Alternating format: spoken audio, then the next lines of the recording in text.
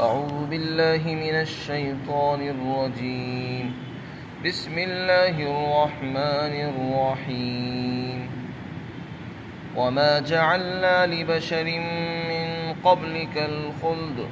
أفإن مت فهم الخالدون كل نفس ذائقة الموت ونبلوكم بالشر والخير فتنة وإلينا ترجعون وإذا رآك الذين كفروا إن يتخذونك إلا هزوا أهذا الذي يذكر آلهتكم وهم بذكر الرحمن هم كافرون خلق الإنسان من عجل سأريكم آياتي فلا تستعجلون ويقولون متى هذا الوعد إن كنتم صادقين لو يعلم الذين كفروا حين لا يكفون عن وجوههم النار ولا عن ظهورهم ولا هم ينصرون بل تأتيهم بغتة فتبهتهم فلا يستطيعون ردها ولا هم ينظرون وَلَقَدِ اسْتُهْزِئَ بِرُسُلٍ مِّن قَبْلِكَ فَحَاقَ بِالَّذِينَ سَخِرُوا مِنْهُم مَّا كَانُوا بِهِ يَسْتَهْزِئُونَ۔ اور ہم نے کسی انسان کے لیے آپ سے پہلے ہمیشہ رہنا تجویز نہیں کیا، تو کیا اگر آپ وفات پا جائیں تو کیا یہ لوگ ہمیشہ رہنے والے ہیں؟ بلکہ حقیقت یہ ہے کہ ہر جاندار چیز کو موت کا مزہ چکھنا ہے، اور ہم تمہارا امتحان اور آزمائش کریں گے بھلائی اور برائی بھیج کر، اور تم سب کو ہمارے پاس ہی لوٹایا جائے گا۔ اور جن لوگوں نے کفر اختیار کیا ہے جب وہ آپ کو دیکھتے ہیں تو وہ بس آپ کے ساتھ استہزاء اور مذاق کرتے ہیں، اور یہ کہتے ہیں کیا یہ وہی آدمی ہے جو تمہارے بتوں کا اور معبودوں کا تذکرہ کرتا ہے، حالانکہ وہ خود رحمان کے تذکرے کا انکار کرتے ہیں، رحمان کے ذکر کا انکار کرتے ہیں۔ انسان تو جلد بازی کی خصلت کے ساتھ پیدا کیا گیا ہے، ان قریب میں تم سب کو اپنی نشانیاں دکھا دوں گا، لہذا تم مجھ سے عذاب کی جلدی مت کرو۔ وَيَقُولُونَ اور وہ کہتے ہیں کہ یہ وعدہ کب ہوگا اگر تم سچے ہو۔ اللہ فرماتے ہیں کہ کاش کہ یہ لوگ جنہوں نے کفر کیا ہے اگر یہ جان لیتے اس حالت کو جس وقت یہ اپنے چہروں سے آگ کو دور نہیں کر سکیں گے، اور نہ اپنی پشتوں سے، اور نہ ان کی مدد کی جائے گی، بلکہ عذاب ان پر اچانک سے پہنچ جائے گا، تو پھر یہ بدحواس ہو جائیں گے، وہ عذاب ان کو بدحواس کر دے گا، تو نہ یہ اس آگ کو ہٹا سکیں گے اور نہ ان کو مہلت دی جائے گی۔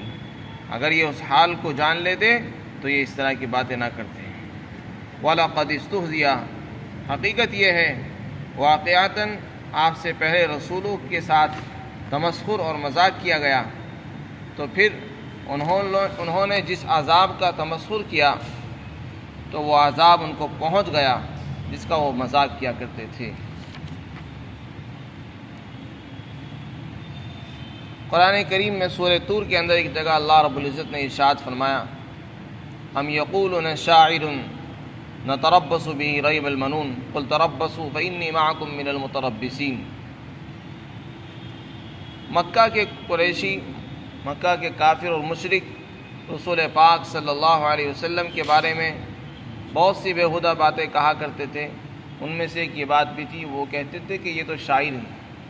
وہ کہتے تھے کہ یہ تو شاعر ہے، جیسے ان سے پہلے بہت سے شعراء دنیا میں سے چلے گئے اور زمین میں دفن ہو گئے، ان کا نام لینے والا کوئی نہیں ہے،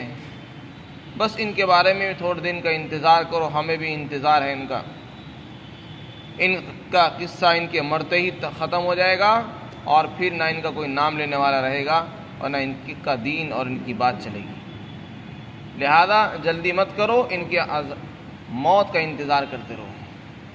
تو وہ کہا کرتے تھے بس ہم تو ان کی موت کا انتظار کر رہے ہیں، ان کے مرنے کا، بس آج یہ زندہ ہے، کل کو جب مریں گے تو ان کا قصہ ہی تمام ہو جائے گا اور پھر کوئی ان کا نام لینے والا نہیں رہے گا، نہ ان کا دین چلے گا۔ تو اللہ رب العزت نے ان کی اس بات کا جواب دیا کہ یہ لوگ رسول اللہ کی موت کا انتظار کر رہے ہیں، اور آپ کی موت کے بعد یہ کیا چاہتے ہیں؟ کیا خوشیاں منانا چاہتے ہیں؟ یا یہ سوچ رہے ہیں کہ بس یہ چلے جائیں گے اور ہم دنیا میں ہمیشہ رہیں گے؟ ہمیشہ نہ تو کوئی رہا ہے نہ رہے گا، تو لہذا کسی انسان کو کسی کی موت سے خوش نہیں ہونا چاہیے، نہ کسی کی موت کا انتظار کرنا چاہیے۔ اگر بالفرض اگر مان لیا جائے کہ محمد الرسول اللہ کی وفات بھی ہو جاتی ہے تو ان کے لیے تو خوشی کا کوئی موقع ہے نہیں، اس لیے کہ ہمیشہ رہنا تو ان کے لیے کوئی طے نہیں ہوا، جانا تو ان کو بھی ہے، تو پھر خوش ہونا کس بات کا؟ خوش تو وہ ہوگا جس کے لیے اللہ نے طے کر دیا کہ یہ ہمیشہ یہیں رہے گا دنیا میں، اس کو کہیں نہیں جانا ہے۔ تو جب ان کو اپنے بارے میں انجام کی خبر نہیں ہے تو یہ پھر آپ کی وفات سے خوش کیوں ہو رہے ہیں؟ ان کے لیے خوش ہونے کا کوئی موقع نہیں ہے۔ اور ان کا یہ ایک خیال یہ بھی تھا کہ اگر محمد الرسول اللہ مر جائیں گے، ہم ان کے مرنے کا انتظار کر رہے ہیں، جس دن وہ مریں گے بس پھر ہم یہ کہیں گے لوگوں سے کہ دیکھو اگر یہ نبی ہوتے تو نہ مرتے، نبی نہیں تھے تبھی تو مرے، اور جب مر گئے اس کا مطلب یہ کہ وہ جھوٹے نبی تھے، ورنہ ان کو موت نہیں آنی چاہیے۔ ان کے اس خیال کی بھی اللہ نے تردید فرمائی کہ یہ تمہارا خیال بھی غلط ہے، جتنے بھی جاندار ہیں ہر ایک کو موت کا مزہ چکھنا ہے۔ اس سے پہلے بھی بہت سے انبیاء آئے، اللہ نے سب کو وفات دی ہے، تو جتنے بھی جاندار ہیں سب کو موت آنی ہے۔ یہ کہنا کہ نبی کو موت نہیں آئے گی یہ غلط خیال ہے، اس سے پہلے بہت سے انبیاء کرام کو اللہ نے موت عطا فرمائی۔ تو اسی طرح فرمایا کہ ہر جاندار کو موت کا مزہ چکھنا ہے، اگر نبی کو موت بھی آ گئی ہے تو کیا تردد کی بات ہے، تعجب کی کون سی اس میں بات ہے؟ فرمایا وما جعلنا، آپ سے پہلے بھی ہم نے کسی انسان کے لیے ہمیشہ رہنے کا فیصلہ نہیں کیا، کسی بھی انسان کے لیے فیصلہ نہیں کیا کہ وہ ہمیشہ زندہ رہے گا، کبھی اس کو موت نہیں آئے گی۔ تو جب یہ فیصلہ اللہ نے نہیں کیا ہے تو یہ خوش کیوں ہو رہے ہیں آپ کی وفات سے؟ آپ کے مرنے سے خوش کیوں ہو رہے ہیں؟ جبکہ حال یہ ہے کہ ان کو بھی مرنا ہے اور یہ معلوم نہیں کہ موت آ جائے، تو لہذا کسی کے مرنے سے خوش نہیں ہونا چاہیے۔ شیخ سعدی نے لکھا ہے کہ ایک بادشاہ کو لوگوں نے خوشخبری سنائی کہ تمہارے فلاں بادشاہ کو اللہ نے موت دے دی، تو انہوں نے کہا، بادشاہ نے کہا کیا میرے لیے تم نے کبھی یہ سنا ہے کہ مجھے موت نہیں آئے گی، مجھے چھوڑ دیا ہے؟ یعنی میرے لیے خوشی کا موقع تو تب ہوتا کہ میرا دشمن چلا گیا اور میرے لیے فیصلہ ہو گیا کہ میں ہی رہوں گا دنیا میں، تب تو میرے لیے خوشی کی بات تھی۔ تو دشمن کے چلے جانے سے یہ خوشی کا کوئی موقع نہیں ہے، آج دشمن چلا گیا کل کو ہمیں جانا ہے۔ آگے ارشاد فرمایا کہ ہم تمہاری آزمائش کریں گے،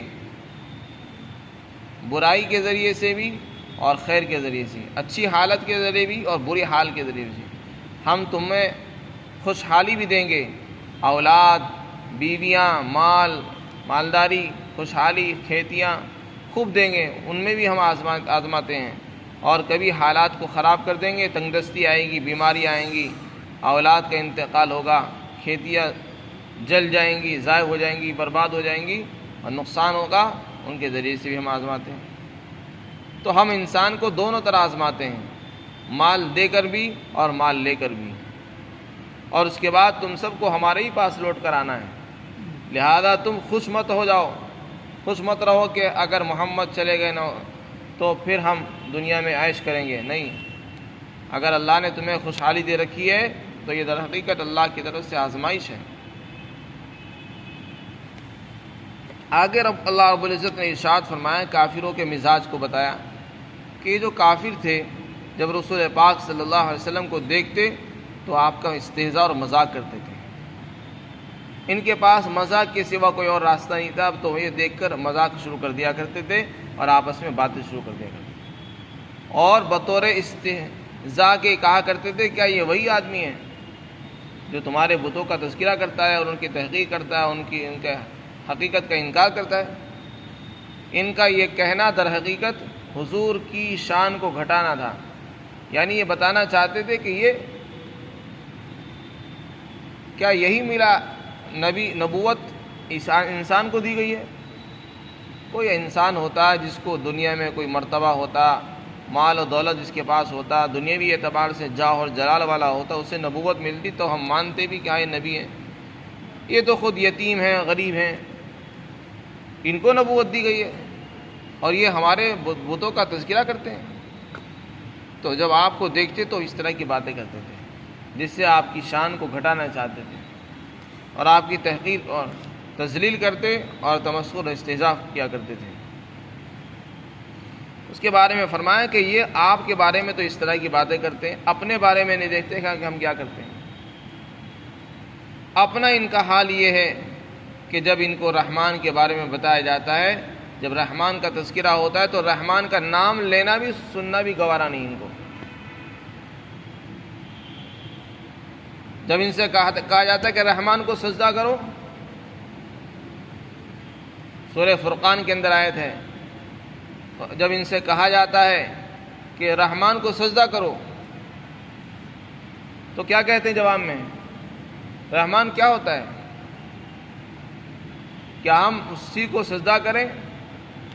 جس کا آپ ہمیں حکم دیں، یعنی جو آپ ہمیں کہہ دیں ہم اس کو کر لیں؟ یہ ہم کرنے والے نہیں،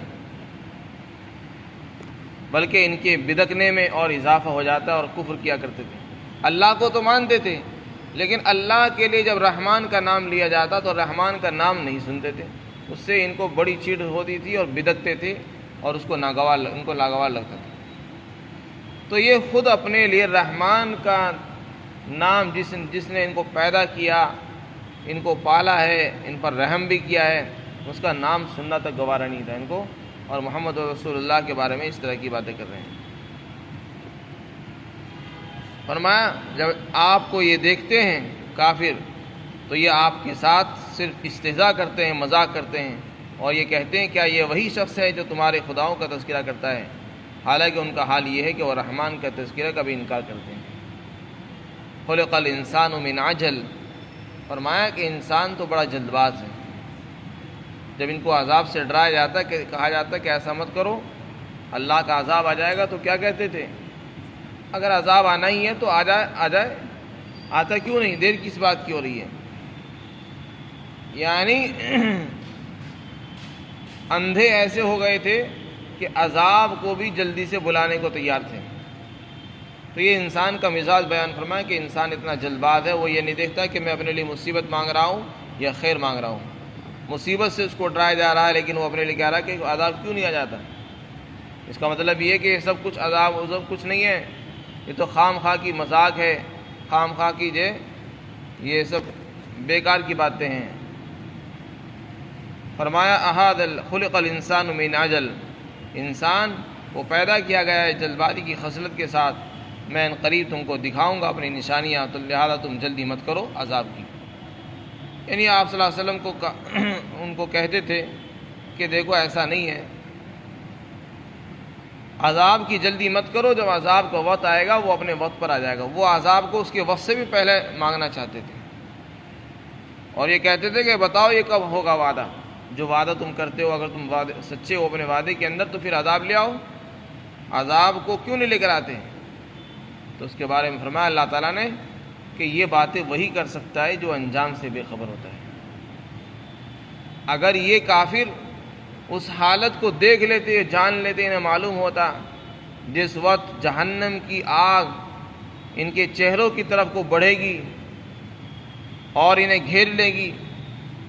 آگ کی لپٹیں ان کا گھیراؤ کریں گی، ان کا پیچھا کریں گی، پھر یہ نہ تو اس کو ہٹانا چاہیں گے، ہٹا نہیں سکیں گے،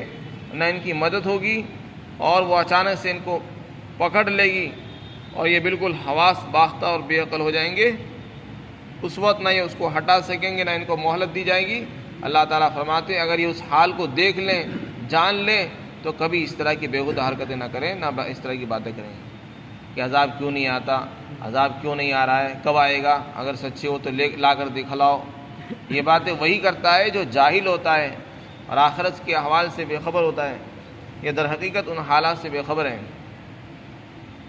حقیقت یہ کہ ایسا حال ان پر آنے والا ہے کہ جہنم کی آگ جب آئے گی تو ان کے چہروں کی طرف وہ بڑھے گی کہ اس کو ہٹانا چاہیں گے نہیں ہٹا سکیں گے، ان کی پشت پیچھے کی طرف سے آئے گی، اس کو ہٹانا چاہیں گے تو نہیں ہٹا سکیں گے۔ فرمایا لو یعلم الذین کفروا، اگر کافر لوگ اس وقت کو جان لیتے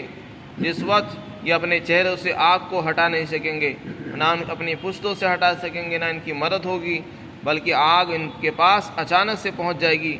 تو پھر وہ آگ ان کو بدحواس کر دے گی اور یہ اس کو ہٹا نہیں سکیں گے اور نہ ان کو مہلت دی جائے گی۔ اگر یہ اس حال کو جان لیتے تو کبھی اس طرح کی باتیں نہ کرتے۔ یہ باتیں وہی کرتا ہے جو ایمان نہیں لاتا ہے، جس کا آخرت پر یقین نہیں ہے، اللہ کے عذاب کو جو نہیں جانتا ہے۔ پھر آگے رسول پاک صلی اللہ علیہ وسلم کو تسلی دی گئی ہے، فرمایا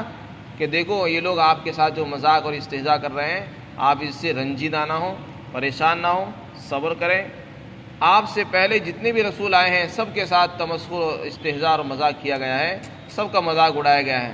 اور جو بھی حق والے ہوتے ہیں، حق پر چلتے ہیں، دین پر چلنے والے ہوتے ہیں، ان کا دنیا والے مذاق ہی اڑاتے ہیں۔ لہذا اگر کوئی ہماری نماز کا، ہمارے روزے کا، ہمارے ایمان کا، ہمارے حلیے کا، ہماری شکل صورت کا، ہماری داڑھی کا،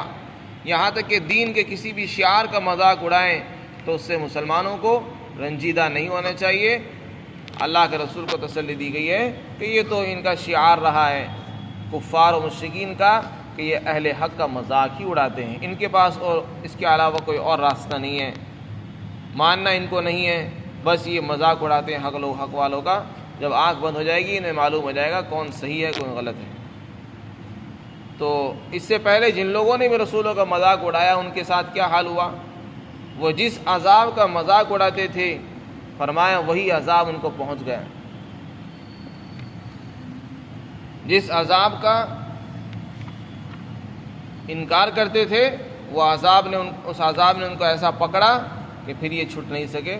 اسی طرح ان کے بارے میں بھی فرمایا کہ جو آج مذاق اڑا رہے ہیں ان کو بھی عذاب پہنچ جائے گا۔ چنانچہ بدر کے میدان میں بہت سارے سردار مارے گئے، بہت سے گرفتار ہوئے، اور اس کے بعد بہت سے موقعوں پر یہ لوگ ناکام ہوتے رہے، اور یہاں تک کہ ان کی کمر ٹوٹ گئی اور ان کی طاقت اور قوت فتح مکہ تک بالکل ختم ہو گئی۔ قریشیوں کی جو طاقت تھی مکہ والوں کی وہ بالکل ختم ہو گئی فتح مکہ کے بعد۔ اس کے بعد مسلمانوں کو اللہ نے اقتدار عطا فرما دیا اور پورے عرب کے اندر، جزیرۃ العرب کے اندر اسلام پھیلنے لگا۔ تو خلاصہ یہ ہے کہ انسان کو مذاق نہیں اڑانا چاہیے۔ اللہ تعالیٰ قادر مطلق ہے، عذاب اسی وقت بھیجتے ہیں جب اس کا وقت آ جاتا ہے۔ اگر وقت سے پہلے عذاب نہیں آ رہا اس کا یہ مطلب نہیں کہ اللہ تعالیٰ غافل ہیں اور اس کو معلوم نہیں ہے۔ اللہ تعالیٰ ہم سب کو یقین عطا فرمائے۔